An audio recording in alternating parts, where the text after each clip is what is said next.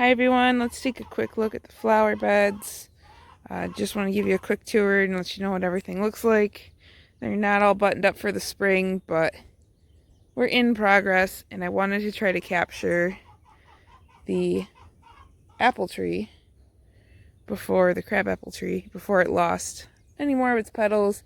It was in full glorious bloom, and then we've had 2 days of strong winds and rain, and it's lost, I'm going to say, like half of its petals. So we're going to start here by the goat shed chicken coop. As you can see, most of the lavender is starting to come back. I need to come through and trim some of it up. Like this plant here, it's coming back really good in the middle, but all the old stuff, I'll just come through and trim all that out. The plant will be smaller, but I'd rather not see the woody grow through the holes, so I'll clean that up. While we're over here, we'll peek at the little baby robins. See if I can move this branch. Oh, so cute. They just hatched out on the 14th. So that was the first day that I had noticed that they were hatched, but they're not in the best spot. But Mom seems to be doing so good so far with them. I have bee-balm back here, irises, Shasta daisies. There's a coneflower, phlox, more bee-balm, some sundrops, a blueberry bush that I thought was dead multiple times, but seems to be doing good. This is bachelor buttons, the perennial variety. They're so pretty. I can't wait for this bush to get a little bigger so that I can divide it. I have some blanket flowers that are thinking about coming back. A bunch of salvia, lamb's ear, more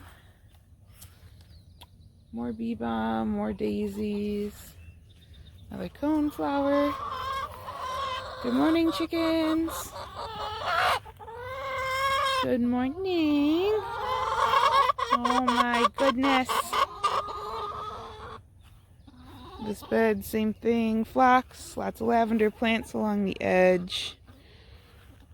Sundrops, daisies.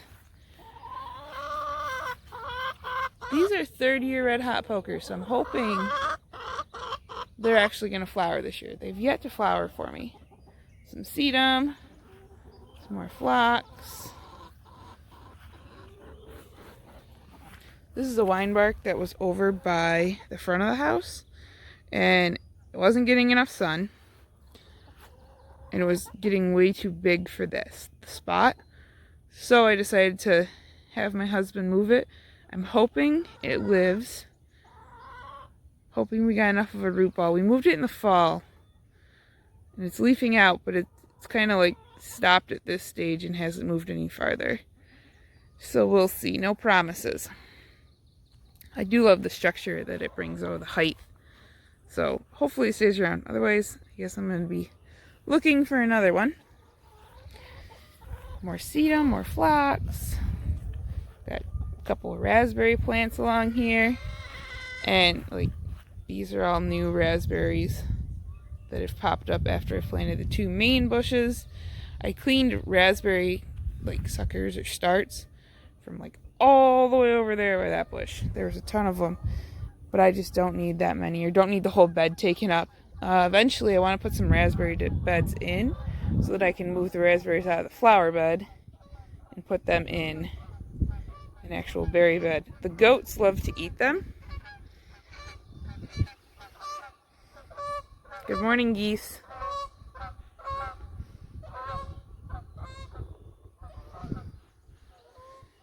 The goats love to eat the raspberries, so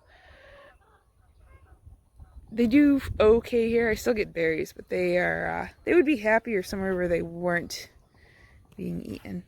You can see there's the starts of some of the blossoms there that will be berries. Let's see, there we go, right there. Focus. There it is. So that'll be a raspberry here shortly. And I'm going to go around to in front of the goat shed. This was as far as I had made it with mulch the other day. I didn't quite finish, but close. So I have this little corner on this end to mulch yet. I have some Rebecca down at this end that I don't believe are supposed to be perennial in this area, but they keep coming back, so I let them.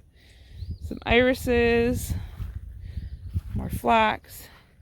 This is where I have a bunch of strawberries. I would love to have a place where I could put strawberries and have them in their own bed. I have considered a green stalk for them. One, because I know they grow really well in green stalks.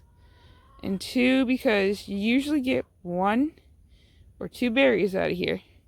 And then the birds and the mice find them. So, thinking if I had them higher up, I would at least get rid of some of the rodents. And then just have the birds to contend with. And here are some of the tulips. So this part of the bed is the last part to get sun. So it's shade most of the spring, actually. And it only has sun during the summer in the late afternoon. So these tulips are always the last ones to come up and bloom. But they're really pretty. They're kind that my mom bought them because she liked the color. Wanted me to have them. I have a couple different hostas tucked away in here.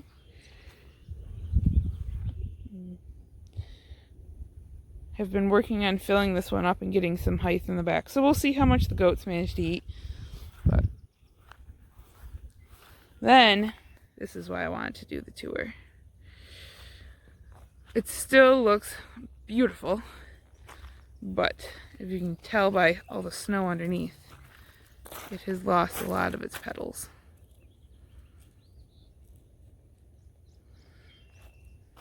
So this is, we call this the circle flower bed. It is full of lupins. There's some delphiniums in here. Some hostas that I'm going to move. This bed is mulched.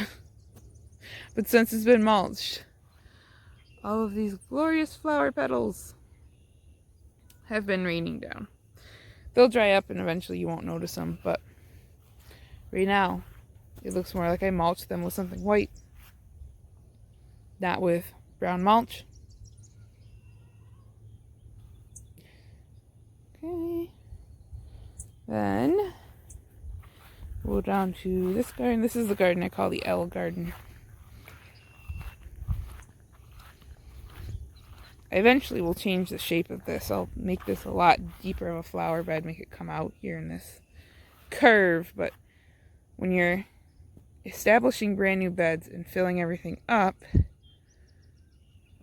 sometimes it's best to start with the basic idea and then kind of grow from there. This bed's also the one that gets eaten by deer most often, so they like to eat the tops off the lupins. And there's a lily over there, they like to eat that. I put in some salvia last year. The irises they leave alone. More irises. Some sunflower drops. I think this plant is called a golden globe. I think that's what it's called. It gets rather tall and has these beautiful yellow flowers on it. But the deer like to eat that too. I'm surprised they've let it get that far. I have another flowering crabapple tree. It's also white. It is planted at an angle because we get very aggressive wind. So kind of planning for it to straighten out with the wind over time. Peony in here. More peony. I have some speedwell. I finally got Brandon to move that bush. So that bush is now over here. It's got quite the disgruntled shape to it, but I think it'll be okay. Some spiderwort and another peony. And the rocks were down in the hedgerow, but I had my husband move those up because I wanted something that had kind of an easy permanent structure.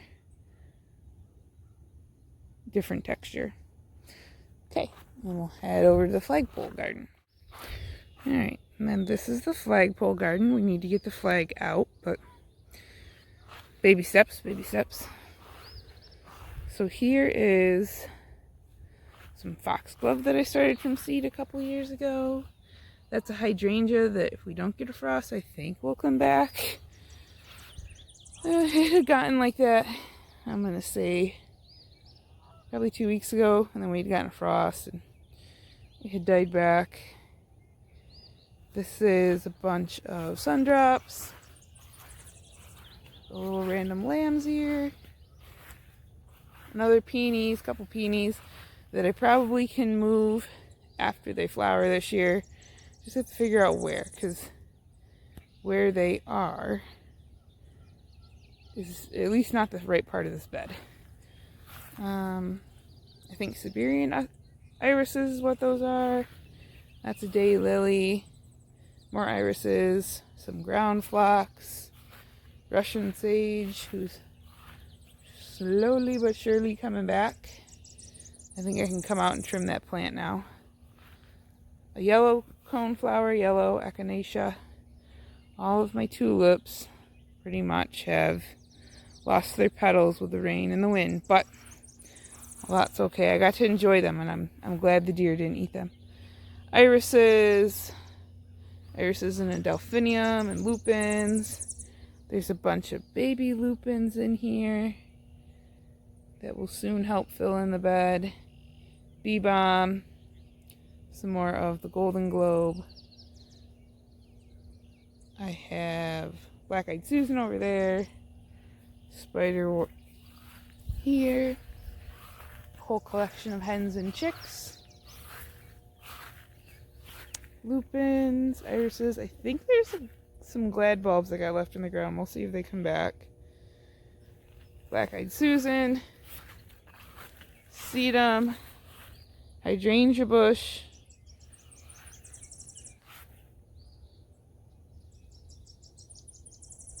more lupins. Gonna have lupins soon. I love lupins. They're just such a pretty flower. I love, love, love them. And then, oh, is that a sleeping bee?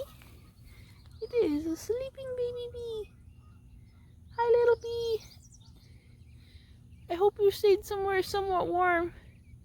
I don't want to mess with you because it's so cold out. This is a spiderwort plant. So this morning it is 38 degrees.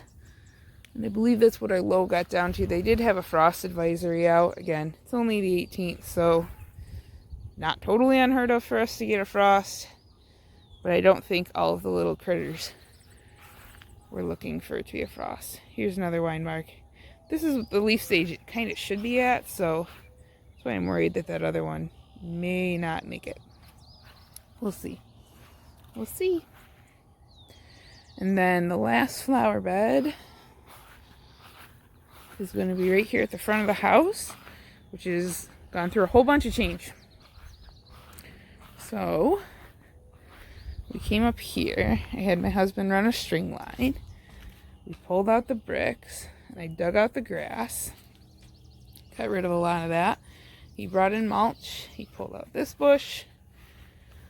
I have yet to level the mulch in here. I have some stuff I kind of want to move before I get too carried away. I did go and get some astilbe. Was able to find some. So I have a pink variety. And then I have a pinkish purple variety. So I'm going to put one of each variety in between each bush. So gotta move some stuff around. I'm going to pull some of the hostas farther forward. Going to pull the lungworth farther forward. Probably will pull the lamb's ear farther forward. I might leave that chives alone, at least for this year. Again, I'll pull those hostas and the lungwort. And then definitely going to have to move those chives. But that's what I'm going to put in there. We'll see how much mulch we have. I want to wrap around the bottom side of this bush. And then this is where I moved all the blocks until someone can come get them. we'll see what comes up. There's a bunch of baby lupins in here. I'm going to let them grow. Let that verbena bush be. And we'll see. One thing I did notice when I mowed the lawn the other day, so my husband's really good, and he listens to my request of not blowing any grass into my flower beds. He does a very good job with it, and I appreciate that greatly. But this spot is really hard to mow and not get grass over there. So I think I probably am going to come up with some plan that just eliminates the grass. So if I have enough mulch, this might be an area that I either lay cardboard in or something along those lines to get rid of it. I want to, really want to, we'll see. I want to either lay landscape fabric or cardboard and mulch underneath these pine trees. Underneath this one and that one over there, just to kind of cut down on the weed growth underneath. So we'll see. I think that landscape fabric would be my best bet, but we'll see how much I can get a hold of or anything. How much time I have. Time is a very limited item. Right, Ruger? Time is a very limited item. Silly boy. Who's silly boy? Who's silly? Is Ruby silly? Who's silly? Good boy.